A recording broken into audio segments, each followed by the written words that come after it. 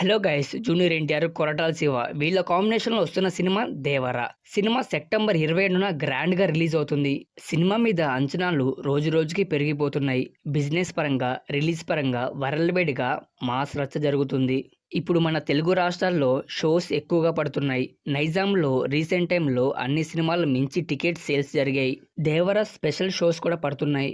మన ఆంధ్రప్రదేశ్లో కొత్త గవర్నమెంట్ వచ్చే వరకు కూడా భారీ లెవెల్లో టికెట్స్ పెరగలేదు, సేల్స్ జరగలేదు. రీసెంట్గా కల్కి సినిమాకి మించి టికెట్ సేల్స్ జరిగాయి. దేవరా సినిమాకి అయితే రీసెంట్గా ఏ సినిమాకి రాని క్రేజ్ వచ్చింది. టికెట్ రేట్స్ పెరిగాయి, భారీ లెవెల్లో సేల్స్ కూడా పెరిగాయి. ఆంధ్రప్రదేశ్లో సింగిల్ స్క్రీన్స్లో బాల్కనీ నార్మల్ రేట్స్ మీద 110 పెంచారు. మల్టీప్లెక్స్ల్లో నార్మల్ టికెట్స్ మీద 135 వరకు పెంచారు.